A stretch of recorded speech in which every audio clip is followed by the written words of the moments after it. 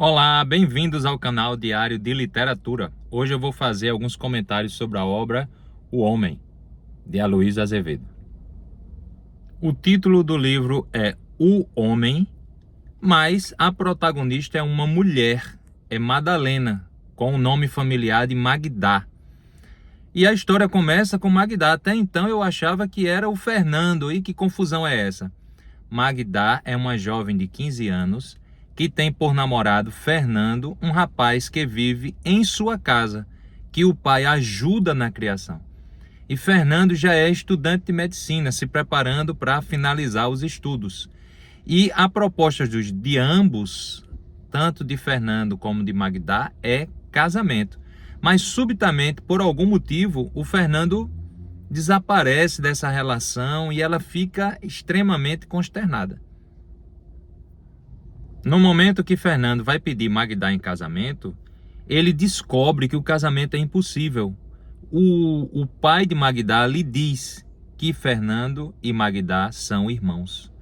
E aí ele fica desolado, ele fica triste e ele tenta se afastar. Mas isso, para Magda, ocorre como um corte. Ninguém explica a ela, ninguém diz o motivo. E o pai pede para que Fernando não diga o motivo pela vergonha da condição. Ou seja, Fernando é filho dele com a pessoa que mora em frente à sua casa. E o pai dele foi o pai ao qual Fernando achava-se filho. Ele soube da história e ficou errante pelo mundo, desapareceu. E a mãe do Fernando morreu. Então, nada mais justo que o conselheiro trazer esta criança e criar. Mas ele não diz a ninguém. Como ele já não tem esposa e a Magda já é viva, então eles são criados como amigos. E aí nasce esse amor avassalador, essa coisa entre Fernando e Magda, que não pode se concluir por isso, mas ninguém diz a ela. Na sequência, ela tenta chamar a atenção do pai, ela fica esperando o pedido de casamento, ela é apaixonadíssima pelo Fernando, perdidamente apaixonada, ama.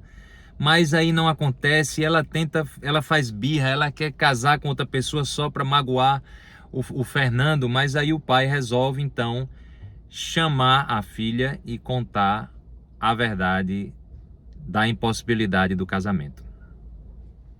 Fernando fica desolado e termina o curso de medicina e vai viajar na Europa, só que lá ele pega tísica e morre.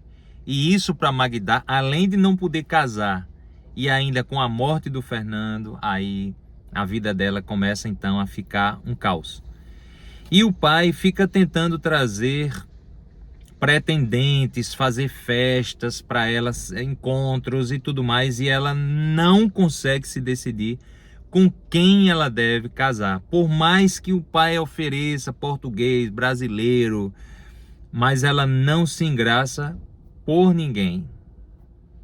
Magda então começa a ter, assim, passar por esse sofrimento que começa a se externalizar no corpo, febril, sem comer, enxaqueca. E tem um médico que entra na jogada.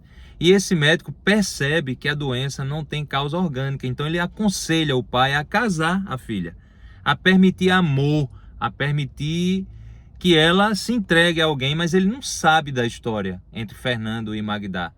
E ele fica alertando, dizendo o tempo todo que é preciso permitir que ela case, que ela ame, mas ela não se engraça por ninguém, por mais que o pai tente, e ela vai piorando essa condição de sintomas, de enxaqueca, de mal-estar, de febre, até que o médico, que é médico da família e também cirurgião, resolve, numa tentativa assim, talvez da época, assim, tirar os ovários e faz uma cirurgia para tirar os ovários dela. Ela é operada, sai bem, não morre nem nada, continua a vida, mas não adianta nada. O sofrimento até piora com o passar do tempo. Magda começa a ficar doente, tem uma vida mais no leito, no quarto. Então é chamada uma pessoa para cuidar dela, como se fosse uma enfermeira, uma cuidadora chamada Justina. E essa Justina age de forma muito carinhosa, muito meiga, Mas enfim, parece até que ela vai deslanchar, mas aí o sofrimento ele não vai embora. E aí ela pede ao pai para ir numa pedreira que tem assim na frente da casa dela, para conhecer, para ver o trabalho dos homens. E ela meio que enfraquecida, né? Não é uma pessoa que não come, como é que vai comer? E faz um esforço danado e para descer. Nesse momento se apresenta a ela um cavoqueiro chamado Luiz, porque ele vê que ela não tem condições, então ele oferece os préstimos.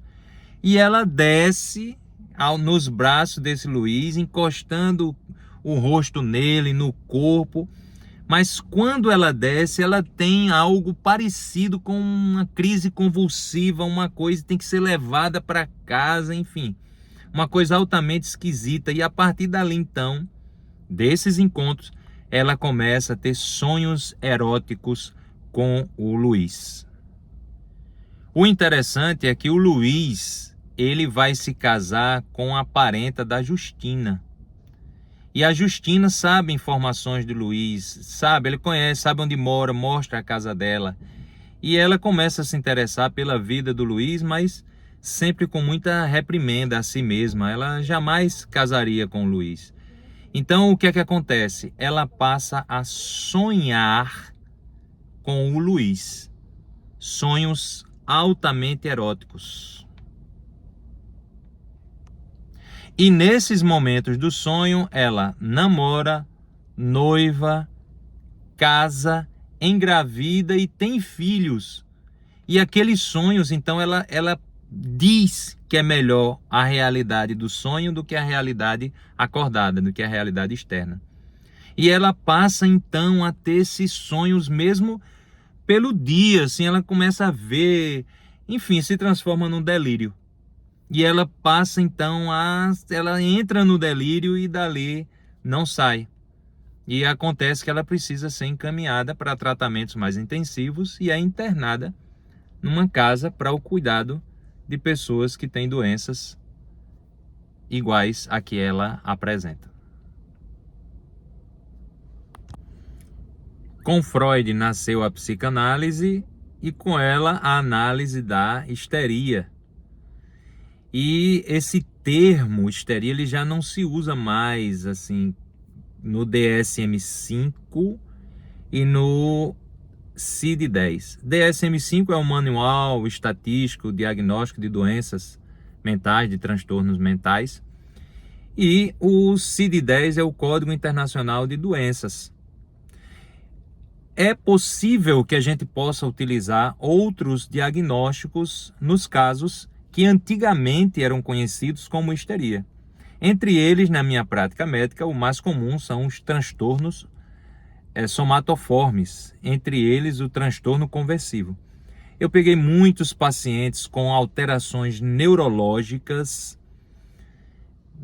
sem movimentar braços, sem movimentar perna, em posições catatônicas, salvas de enxaqueca, sem causa orgânica aparente. Então isso foi da minha prática, os transtornos muito parecidos com o que são descritos para Magda. Mas uma coisa que me interessava muito enquanto clínico era a causa daquele sofrimento, já que não era orgânico, qual era? No caso do livro, me parece claramente que o autor Aloysio Azevedo nos faz perceber que, observando o passado, há um desejo sexual, há um desejo não materializado pela Magda, que é esse amor que ela tem pelo Fernando e que sofreu esse corte, ou seja, é um desejo que foi tirado dela.